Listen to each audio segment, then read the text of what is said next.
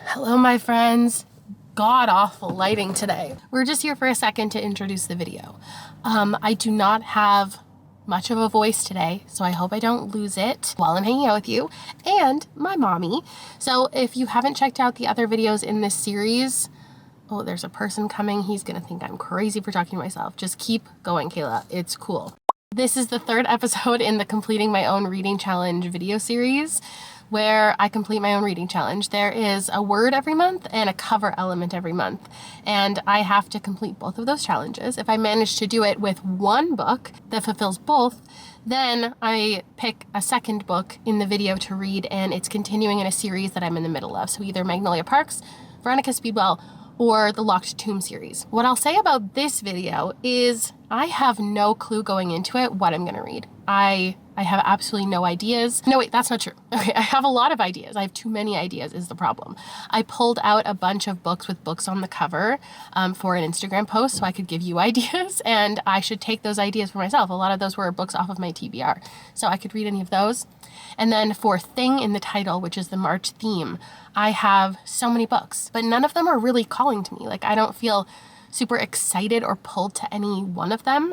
And I also don't feel really pulled to completing my series right now. I'm waiting for more Magnolia Parks books to come in the mail. It'll be a little bit before those arrive. And then Veronica Speedwell, like, I'd be fine to read, but I'm starting to think like that's not the most exciting books for you to hear me talk about as far as content, which means the first book that I read that does complete both challenges, Thing and book, has to be really juicy. It has to be really interesting. And the only ones that come to mind or that have been recommended by you just don't feel like they're gonna have that much really fascinating plot stuff to talk to you about. And as far as the Locked Tomb series, my brain cannot do that right now. I will not be reading any fantastical science fiction stuff in this vlog here. My mind can't do that right now. I'm going right now to get my windshield changed. You might be thinking, Kayla, wasn't it 2 weeks ago when you got your windshield changed? Didn't that already happen? It did. They gave me a fuck-ass windshield. So it took them a couple weeks to bring in another one. Actually, like, they brought in some other windshields and they were all, what's the word? Deformed? Defective. Did you know windshields can be defective? So I got my windshield done and then I drove it around for a bit and I was like, I feel crazy. Like, things are like, it's like wobbly when I'm looking through it. I don't think you can see it through the camera, but it's like warped. And I felt like I was going crazy. Like, I'm driving around, I feel nauseated, like things are moving. And I'm like, maybe the windshield just has to settle. So I went back in and I was like, I'm so sorry. This is like, maybe I'm like, there's something actually wrong with me. But I think my windshield, like, there's something so crazy happening with my windshield. And the guy's like, oh, okay. And he got in and he was like, I'll drive it around the block and see if I can see what you're seeing, because that does happen. Things like sometimes they do come warped. And I was like, thank goodness that is a thing. He went to pull out of the parking spot, immediately was like, oh, I don't need to drive around. Like, that's fucking crazy. So then they brought in 4 more windshields. I think it was 3 or 4 from around town.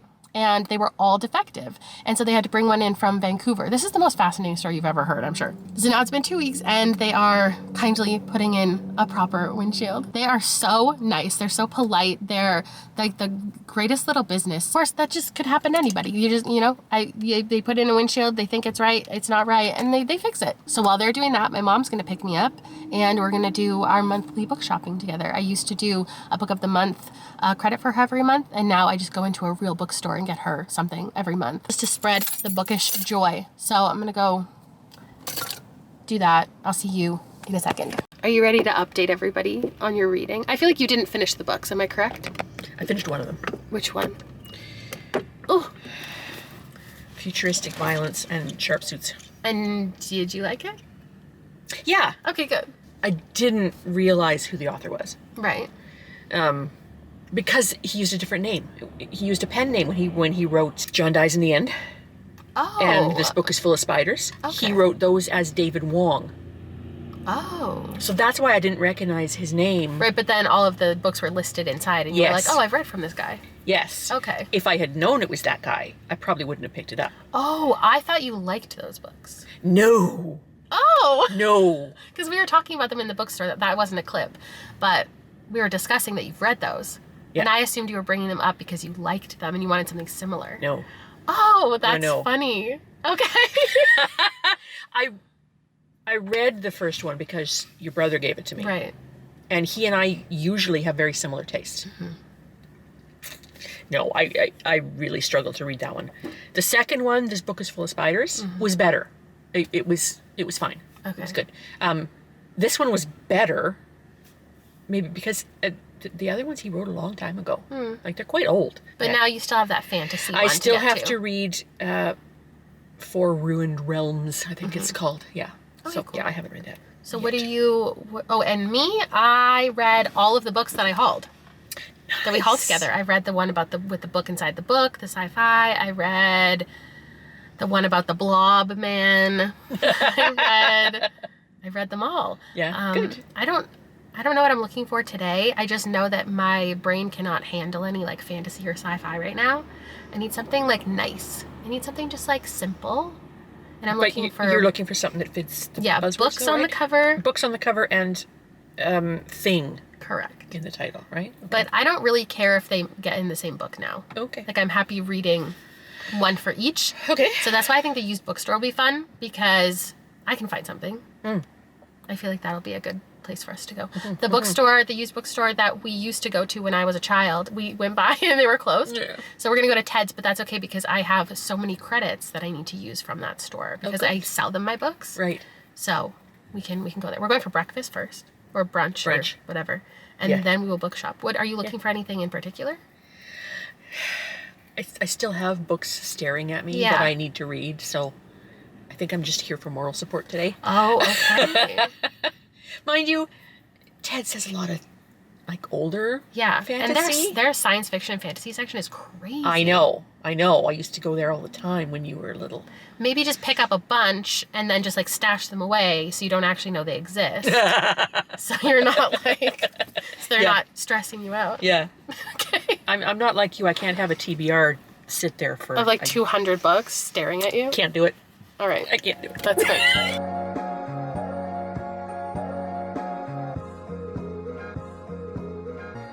It's busy in here today. You want to be over here.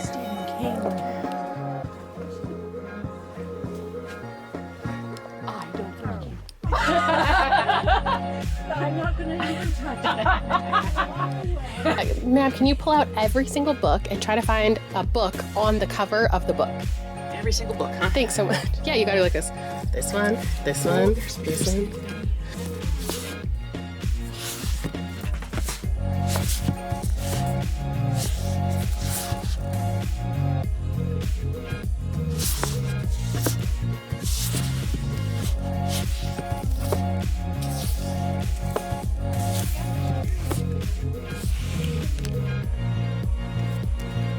That's the book you told me about. This one. I've seen a couple things with thing in the title, but they're thrillers.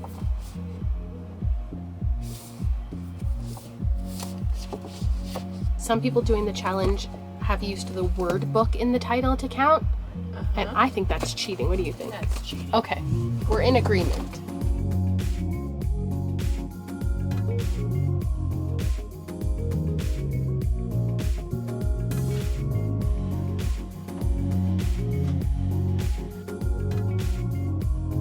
I found Thing, Did you?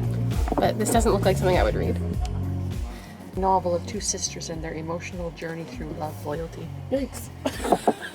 Who wants to read about love and loyalty? Oh, God. This is for you. Born weird. You're welcome. It's your memoir.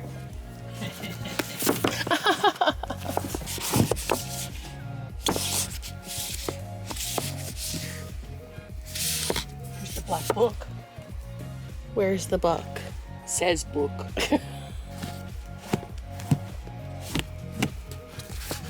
Book haul, book haul. Time for a book haul. Oh my god. Tell them how much you scoured that store. Oh, my God. Shelves and shelves and shelves. She worked so hard. So hard. We didn't find any. We looked for books. Oh, my God. I bought books. They just don't have books on the cover. But that's okay. Here's what I got. Has nothing to do with this video. The Farm. Someone recommended this to me after I read Witchcraft for Wayward Girls. I read a book called The 13th Tale, that one that had the stack of books I showed you. Yep. And since I read that, somebody told me this one by that same author, Once Upon a River, is also really good. That would have worked last month. Oh, you're right. And then I got this one, The Fiction Writer. You'd think there'd be a book on the front. You'd think. And I like books about authors. And I'm gonna make you read a dragon book. there was a clip, I don't know if you remember when we were in the bookstore at Mosaic Books, there was, you heard her in the background a little bit go, I have a dragon book you might like. Yeah. And then I never followed up with it. But now I have, so. I had to dig for that too. I can't believe they had it. The one dragon book you thought of. No, Anne McCaffrey, that she has like a couple shelves devoted just to her. Yeah. She's like the grandmother of dragon. She wrote The Dragon Riders of Pern, which is a really well-known series. Volume 3. Yeah, but I read this just as a standalone before I knew it was part of a series, and it's, I mean, you don't care too much about the backstory and details and stuff. You can glean what's going on just from the context. Or Jacksum. Yes, his parents are famous dragon riders. Are they the ones in the first books? Yeah. Oh, okay, cool. Yeah. So like I said, I don't feel like I need to commit to something that fulfills both because I did that in the first 2 videos already, and this didn't have to be something that I did every single month. But I did ask for your recommendations and for ideas to come in, which you kindly left me, that do fulfill both challenges. So I thought I'd give you a quick update that I did listen to you and I grabbed the Book of Lost Things. This has things and it has a little boy here, and I understand this to be YA, and everyone was telling me it's not YA, but it does follow a 12-year-old boy. For a lot of people, this has been a powerful read, and I don't know if that's what I'm not in the mood for something really emotional right now. Another one a bunch of people were telling me about is called Spells, Strings, and Forgotten Things, and that's what they were gonna read for the month. That one is not out yet, so I can't read it yet. I did pick up from the library this one that was recommended, Weird Things Customers Say in Bookstores. This one, Things and Look at All the Books in the background. I just don't know how to review this one because it's just things that customers say, and I can't figure out how to really give you a review for it. So I might read this anyway on my own time, but as far as content, I don't think it's the right choice. Then Poor Things that people were telling me about, apparently one of the covers of that has a book on it. I don't think I have time allotted to watch a movie, and I really want to read that book and watch the movie and like kind of review them in tandem. So there were so many good ideas, and I just feel like I'm writing them all off. That's just the quick rundown of what's going on in my brain, and then I didn't pick up anything from the bookstore that fit the challenge. So I think next time I see you, I will have committed to something, or I'm gonna do a journey of committing to something with you. Today is not the day. Today is a day for a nap. Good morning, everyone. Great news for me. The decision has been made for me about what to read for the book prompt, and I really needed this. I was filming my seasonal TBR, and I had to pull some things from the members TBR jar, so if you haven't seen it, here's what happened. The final pull. Are you ready? I'm casting a spell.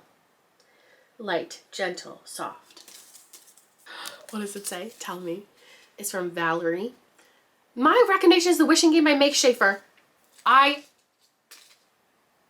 was gonna read that for the Buzzwordathon with the books on the cover. I was gonna try it. I have it. I have it in a pile of all the things I was considering. I have like 10 books that I was gonna read the first chapter of. It's such a wonderfully wholesome fantasy book and a really good time. It might be disappointing that I'm not going to read the first chapter of all of these books, but honestly, like I didn't even have it in me. I didn't want to do it. I wasn't looking forward to it. And without doing that and experimenting, the one that I would have picked, like if I just had to select one without knowing what it would have been The Wishing Game. I don't know about my relationship with romance right now. I haven't heard great things about this. I said for a long time I wasn't even ever going to read this. And I don't know if this is where I should really start with Janice Hallett. I don't know. And I was going to read this year regardless. It's in my 25 in 25. And the reason I put it in there is one, because I just was interested in reading it. I found this at a library book sale last year. I was really excited to discover it in the ARC stack. The reason I put it in my 25 in 25 is I had this loose idea of a video I was going to do later this year called Righting My Wrongs. I've done just one video like it before, where basically I pick books that I was supposed to read or was an option in another video or multiple videos, and I read those books for the video, like books that have eluded me. And The Wishing Game is one of those books that I have had on like multiple TBRs for videos. I almost read it in the Goodreads Choice Awards. I almost read it in the Dress to Impress video where I was supposed to choose a book about a teacher. I'm pretty sure this also showed up in one of those videos where I was reading your favorites and I was picking. And then I could have read it for like a Lalathon. There have been so many opportunities to read this book and I just haven't. And I think I am apprehensive to pick it all the time because I haven't heard great things about it.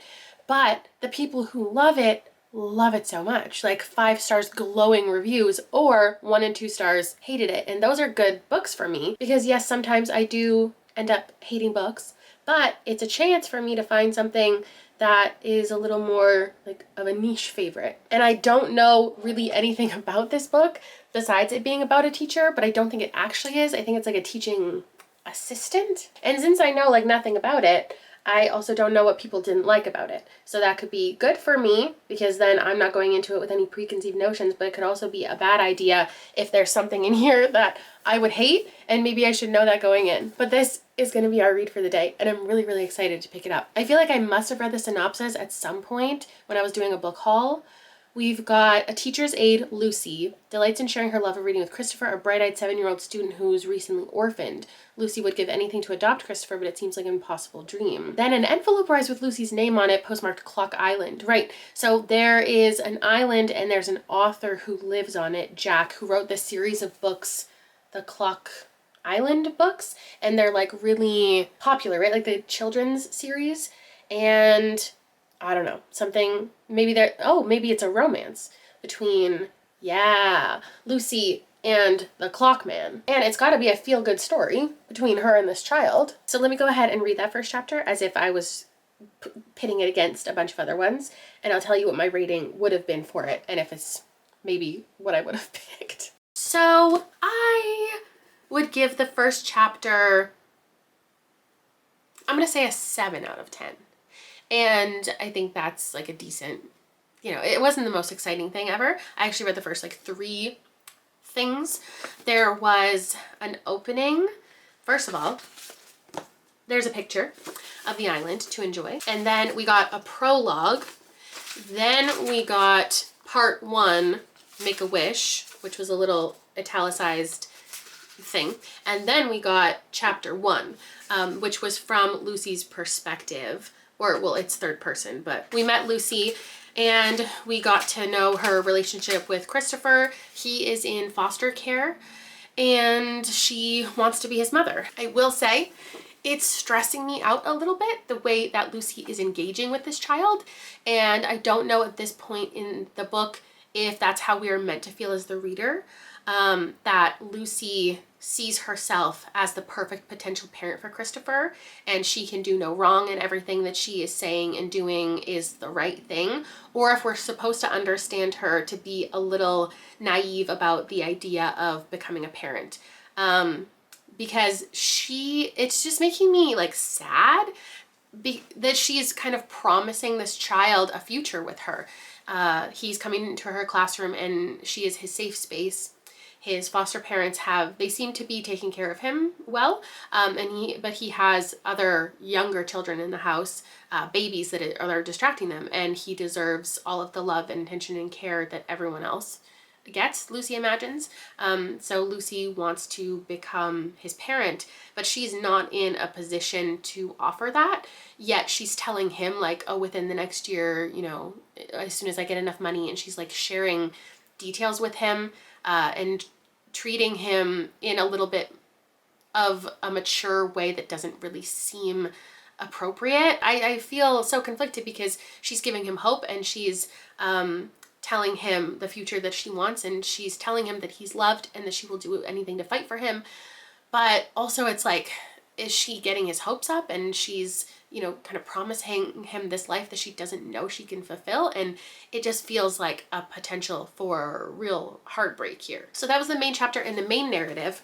And then there was an introduction from a guy named Hugo, and he lives on Clock Island with this author, Jack. And they are, I don't know, like best friends. and they support each other through their artistic careers, and they live on this island really isolated.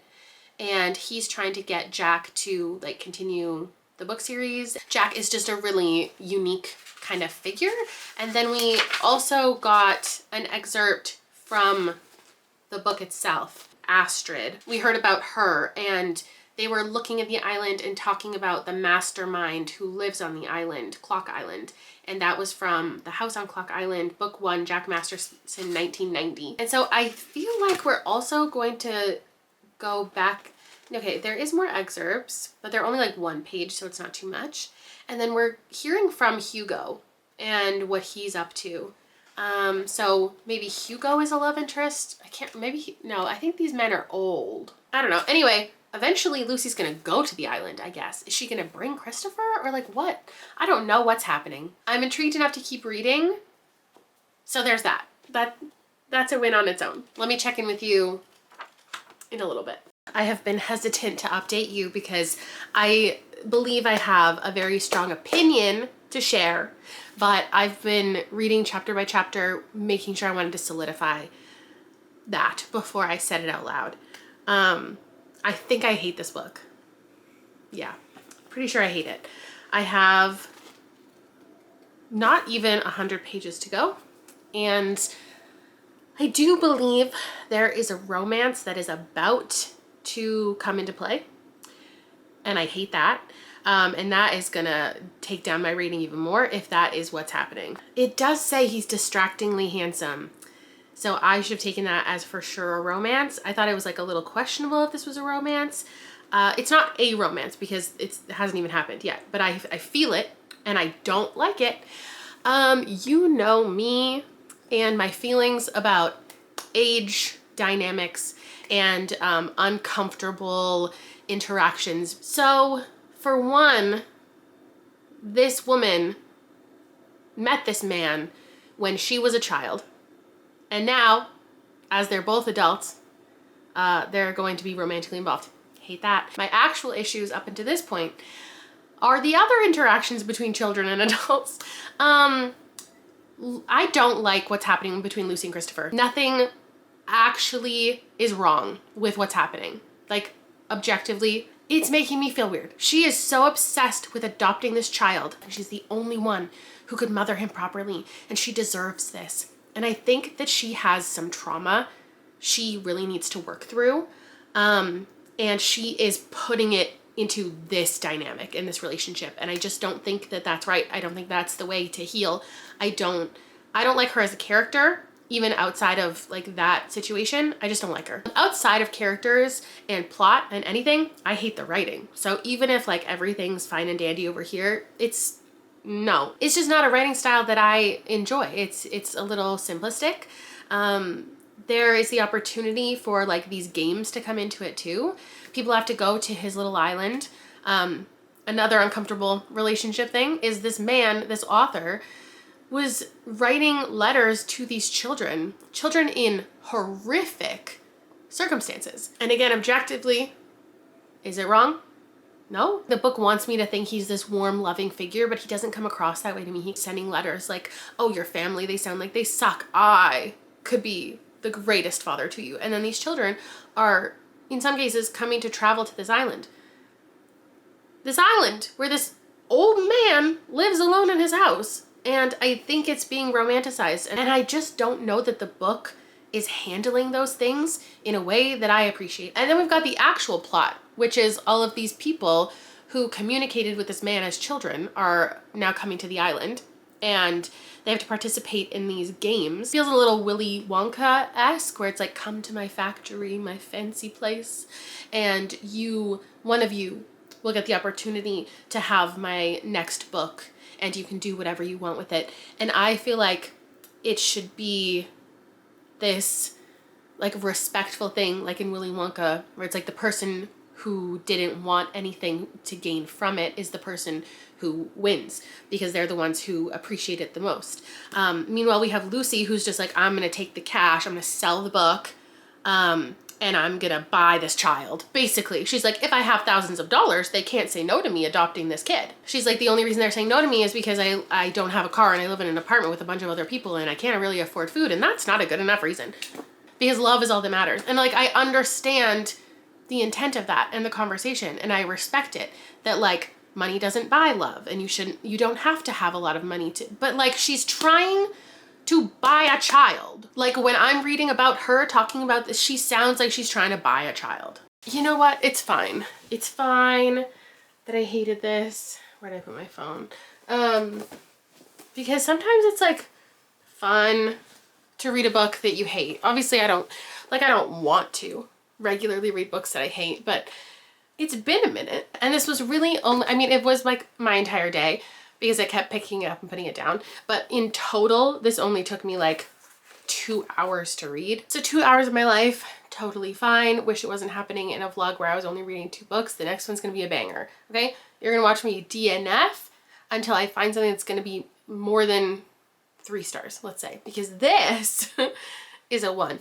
I totally see people liking this. Sometimes when I read a book and I give it 1 star and people love it, I'm like, what are you guys talking about? Like, we read a different book.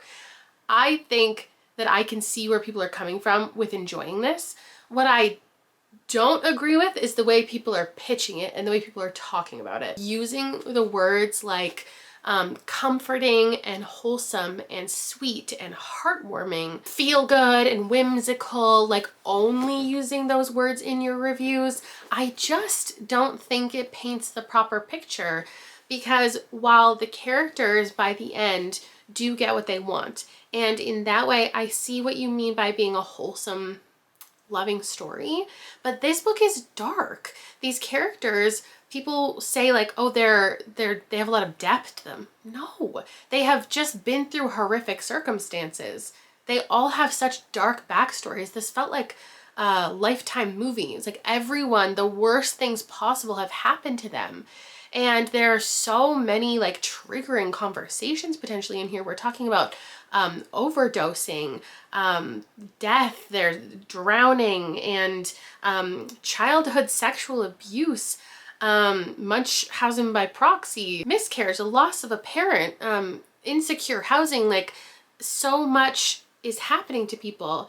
And for that, I understand people liking the book, because you're introduced to these hardships and you see people thrive in spite of those things. And that I get, but I just don't think it's a good book. I think it's really uncomfortable dynamics between so many different characters and so many different situations. Even the conversation at the very beginning between Lucy and the care worker who's in charge of this child, many children, and like, we can talk about like the issues absolutely with the entire system. In one regard, you can appreciate how foster homes are discussed in here, because a lot of times they're only seen as negative, but there is negativity, and like every conversation is valid. But I feel like when Lucy goes and talks to the care worker, and the care worker says like, you don't know what it means to be a parent, like you don't know everything that is involved in caring for this child,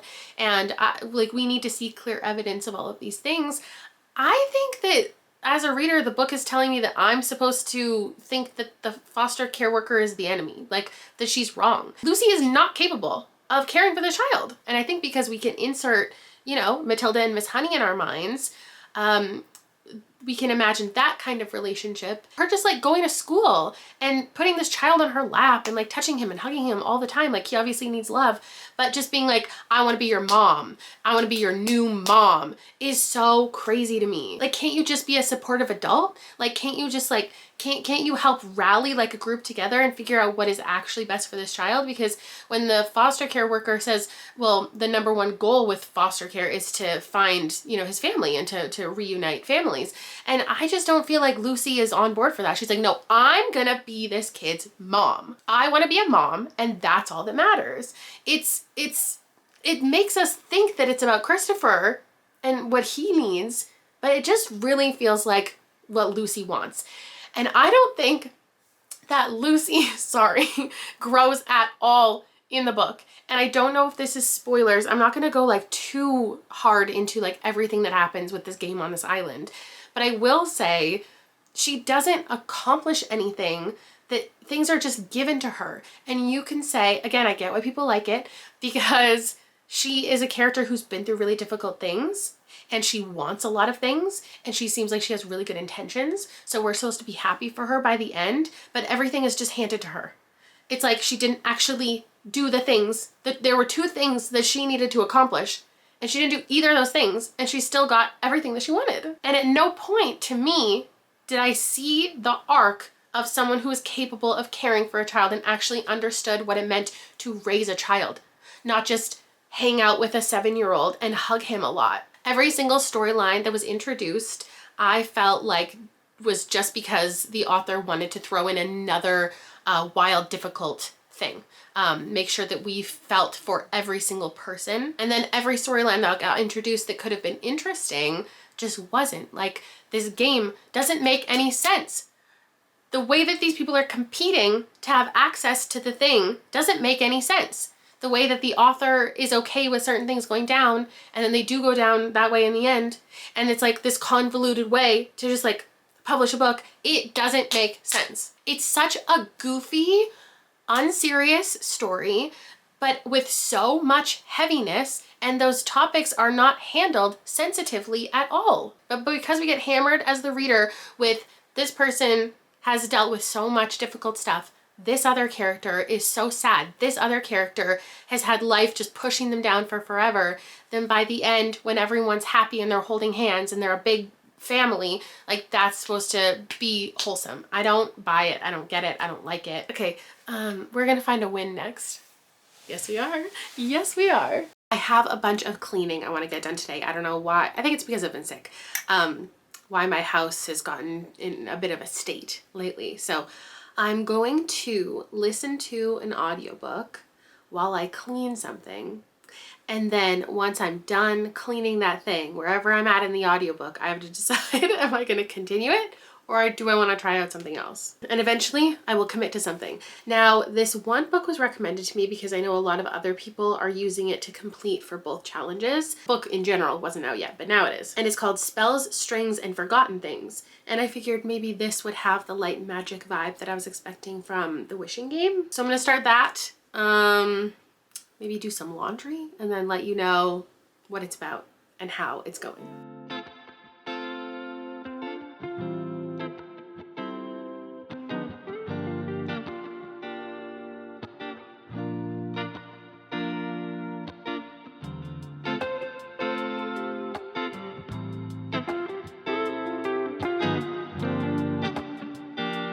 All right, so I wasn't particularly intrigued by that one. It was about these 3 girls and their mother died. They're running like a bookshop and they feel this, or one of them in particular, we met like 2 out of the 3. I don't know how many chapters I read. I was just I'm trying to get through my Spotify hours before they expire like tomorrow. I got this drawer of like little pajama shorts and whatnot. It's so full. Maybe I actually need to clean this out a little bit more. But I just bought more of the airy like boxer shorts, which are my all-time favorite thing. These are so comfortable. Now I'm just unfolding everything. I used to like really live and die by the Sunday Sleep from Old Navy, but they don't make these anymore. And I've had them for like 2 years and they all pretty much have holes. So now I've been getting the airy boxer short, and I like them because they also have pockets. Okay, I'll clean out that drawer a little bit. Yeah, I feel like these sisters all have very distinct personalities that we'll get to know, and one of them is sensing this like bad omen coming, and she's talking to people about it, and I don't know, I didn't get like a great sense that I would love it. Like something is awakening, I guess. I'm not particularly intrigued. The writing didn't do anything like super special. I don't want to get rid of anything in this drawer. I'll just move some of the stuff that I don't wear as often into the bottom drawer. Apparently, while I now declutter, I'm gonna read the next thing. Oh, Sea of Unspoken Things, because I saw a bunch of people also reading this for their Buzzwordathon. And I wanna read something from this author later this year, but I might as well try out her newest release. I haven't actually heard great things about it, but I've heard of a lot of people planning to read it. So I wanna be one with you.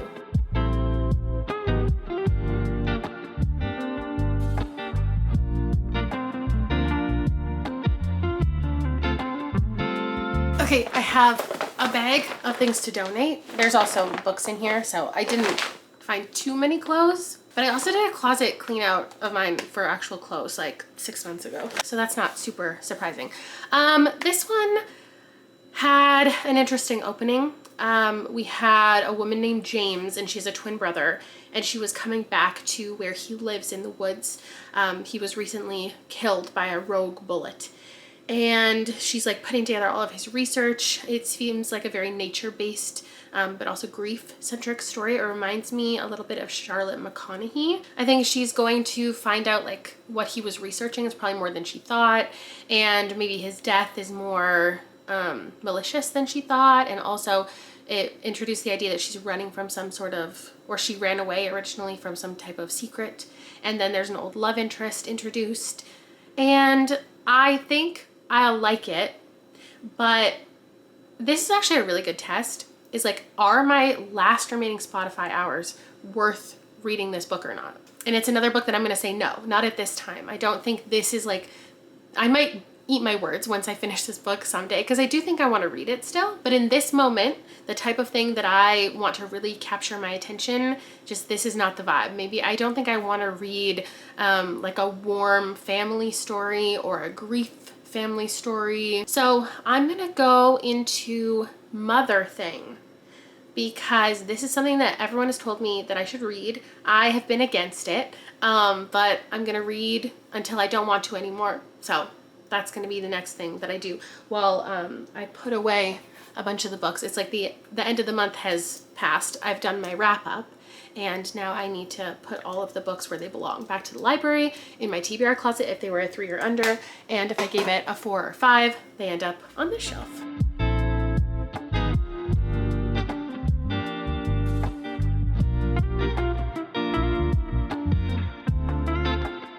I think I definitely get the enjoyment from Mother Thing. I see what other people see in it.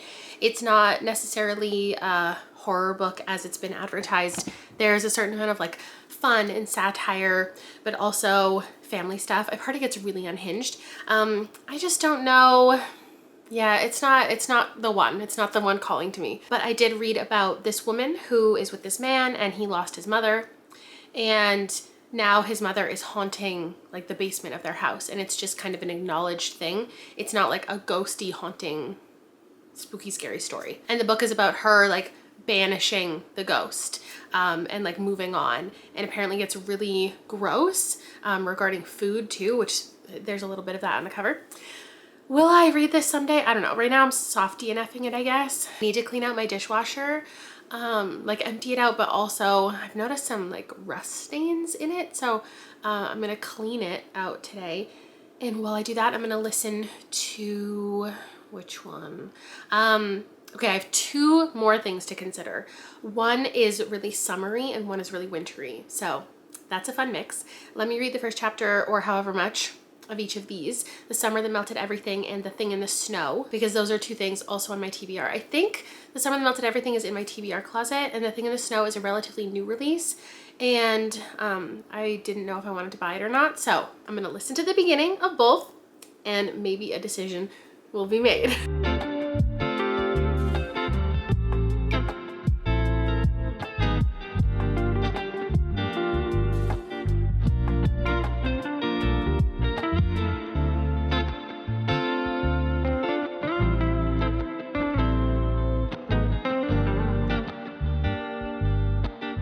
I don't know if either of these 2 is the right option, and I'm starting to feel discouraged. But here's the thing.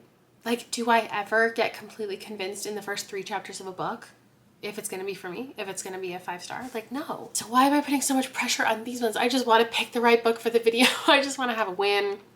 There's Something in the Snow, or The Thing in the Snow, I think I'm going to like. I feel like I'll probably give it like a 4 by the end, based on what I just read, and it's such a short book that I got through a significant amount of it.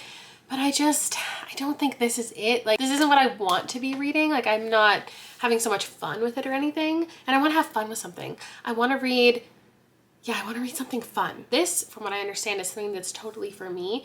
Stream of conscious kind of commentary on like workplace stuff, mundane activities and nothing gets solved by the end. Like, you don't even, I think, find out what the thing in the snow is. It's more about an obsession with something in the snow, and it's a person doing the same task every single day, and then something is different, but it doesn't actually ever affect the plot. Like, there's no plot. Unless, like, everything else flops. I don't know. I could return to this, I guess. The Summer That Melted Everything wasn't on Spotify. I had to get like a proper sample, which is only like 2 minutes long, from another audiobook site, and now I have to buy it to fully commit to it. And I don't know if I liked the narrator enough to continue. It was intriguing, but I still didn't like get a total good idea of what the book even is. I think I'd prefer to read it physically. And like I said, today is an audiobook day. And I just know that the right thing will come along. I just don't know how many books I'm gonna have to try to get there. What I was thinking though was, so many of you have added things to storygraph. I think 800 books have been added to the thing prompt. And especially because now I'm not looking for book and thing to be combined, things are so much more open and I should be looking at all of your ideas. So I pulled up Storygraph, which is such a frustrating website to load. It like takes so long and it only loads 5 things and you have to keep loading. So I've loaded the whole screen up now. I don't know how many things are here. You can tag things as emotional, informative, reflective, medium paced. And then things are also divided into genre. So I could just like Control F romance, and apparently there's 78 things on this page. But also, can I just search the word like fun? Funny, okay. Maybe that's the right thing to look for. If I look for funny and romance together, we might come up with something. Here Goes Nothing. Okay, that's funny, but not romance. Okay, I think I can find something. And I don't want YA. So, okay, here's one. The Next Worst Thing by Sarah Jane Woodley. I Did Something Bad by P.A. Mo Fetwer? We're gonna look into that. All or Nothing. Okay. 10 Things I Hate About the Duke. This could work. And then I just find which ones of these have audiobooks that I can listen to the beginning of. Things We Never Got Over is funny. I thought that was like boring and sad. Exciting Times. That looks familiar. Sweet Nothings and Other Confections. Okay, we have 1, 2, 3, 4, 5, 6 options. Something here is gonna hit. I'll be right back with some results. Side note, the one I just got the most excited about, Exciting Times. Let's read the title again. Exciting Times. What's missing? The word thing. Correct. Why is it on this list? Hello, decidedly not in the mood for romance. No. One of them was a celebrity romance. So that was a bummer. One of them I hated the narrator. And the other one was historical romance, which people keep telling me to read and that I'll love. I found it really bland. So, I don't know. Okay, I'm waiting on Rob to get home with ramen. Liam is at a sleepover, and we're gonna do a Codenames night with my channel members. So I'm very excited to get this going. I think I've decided on my book, but I don't know. If it starts to feel more like a 3-star, I might have to DNF, but I have began something wilder. This is something I know has been recommended to me. I've read a couple of Christina Lauren's. One I gave a 3, one I gave a 4. So this could go in either direction. I am quite significantly into it, maybe like a third of the way in. And it's a second chance romance, which I didn't know. But we have a character who runs, in the past storyline, why am I talking to you while I'm doing this? I'm putting you on a little tripod. In the past storyline, we originally meet these characters, and she works at a ranch with her father. And he is like a city boy who comes and they fall in love, and they're going to be together forever. And then suddenly we're thrust into, I don't even know how much later. He says like, do you remember me? So it must be like, I want to say it's like 10 years later, but it could be more like 5. He basically shows up. She's no longer working at the ranch, and we don't really know what's happening with that. She's like living a life she's not really into. And he shows up with a group of guys, like friends, and they're going to go on this excursion, which sounds like fun because I like nature-based stories. And she's their guide. So she's working at like an adventure kind of company and doing kind of like cheesy tours. And she's not really passionate about it, but she no longer, that was loud, has the same, like she just wants to live and work on this ranch, and that's always been her dream. So I'm assuming we'll like get into that as the book goes, and she'll get to follow her dreams and they'll fall back in love. But we don't really know at the beginning what happened between them. It's just suddenly one day they just didn't speak ever again. And it seems like a miscommunication between the two of them. Like she thought he went somewhere and didn't tell her where he was going. He thought she never reached out, so she wasn't interested anymore. And they just like very swiftly were no longer in each other's lives, and both had to like recover from that. And now they're different people, but similar enough that they're gonna reconnect. Wherever I'm at in the story, they have already worked through what happened in the past. So it could be like smooth sailing to come, which is the light romance that I definitely needed. I don't want too many wrenches thrown into the plot to make people upset. Oh, hey, I'm exactly I'm 30% of the way through, so almost a third of the way. I hadn't looked at my progress a single time, and I just like guesstimated. So hopefully this is what you see me finish and love in this video. It's the next day. I'm gonna finish a book. I'm gonna finish a book. I'm gonna finish a book. And you aren't gonna be able to guess which one, because I DNF'd. Yeah, I DNF'd the Christina Lauren. Please be proud of me instead of disappointed that I DNF'd a romance. I gave up on it rather than giving it like 2.75, 3 stars. I was, I think, 60% of the way through the audiobook, and I couldn't do it anymore. It was just not for me. It was so damn boring. The only reason I finished The Wishing Game, even though I wasn't liking it, is because it was a member's pick. Like, I had to read it for the month, right? This one, by my own volition, no. The romance, like, the issue between them was resolved so early in the book, and then it didn't get into romance. It just, like, was them learning about, I mean, it's fine, the plot, like they're learning about the land and they're like treasure hunting, and there was all of this backstory, and there was a little bit of intensity. I want to call it a mystery. I wish it was more of a mystery. Maybe Christina Lauren, they could do some type of mystery romance in the future, and that'd be interesting to me. I didn't feel any chemistry. The book didn't give me any chemistry. Like, it wasn't just me. There was nothing going on between these two characters. They were just like in the woods together and then randomly had sex. So what I did from there, okay, I've been on a journey. I listened to that. I did the live show. Rob won, but not by too much. It was, he won 3 rounds. I won 2. So we're going to have a rematch at some point. Let's see. I listened to Something Good, the first couple chapters, because I thought it was just like a contemporary kind of story. And it's called Something Good. So I thought good vibes. The writing was kind of weak. We're following a couple different characters, and I think we're just going to see their growth throughout time. I don't even know how I heard about this one. I had a screenshot on my phone of it.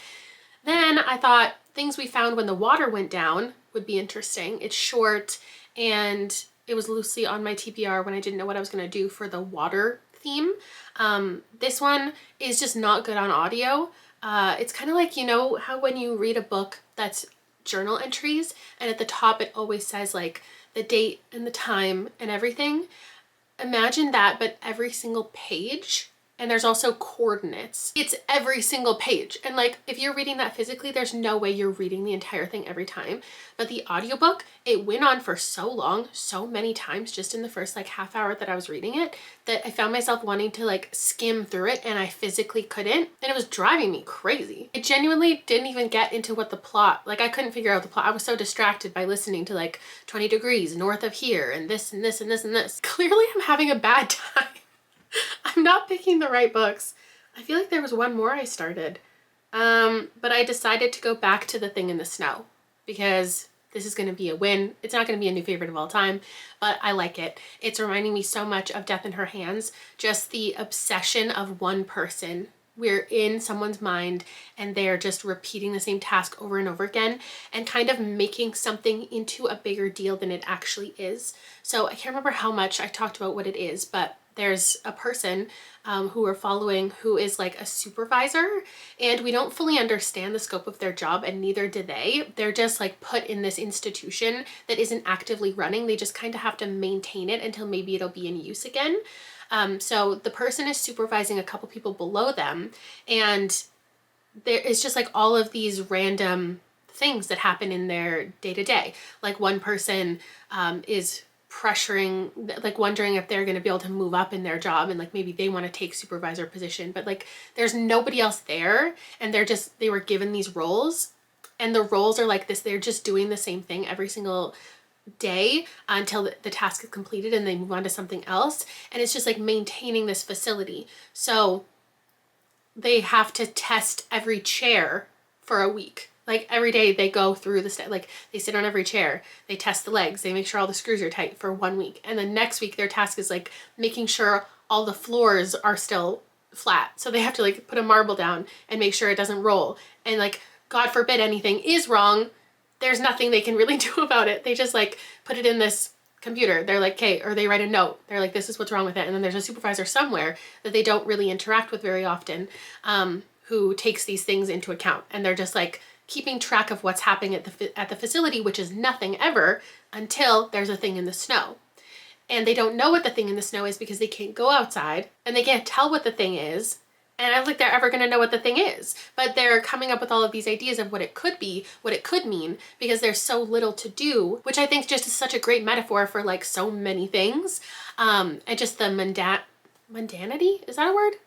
Mundanity? Mundane elements of life, making things into bigger things than it is, making problems for yourself that don't need to exist just for something to do. It is so stupid, and I don't think I'm going to recommend this to absolutely anybody by the end, but I had it on my TBR for a reason. I had a feeling about it, and my feeling is correct. So I'm going to finish the audiobook, and I'll give you my final rating, and then the video will be done. You know, not every video has to be my best.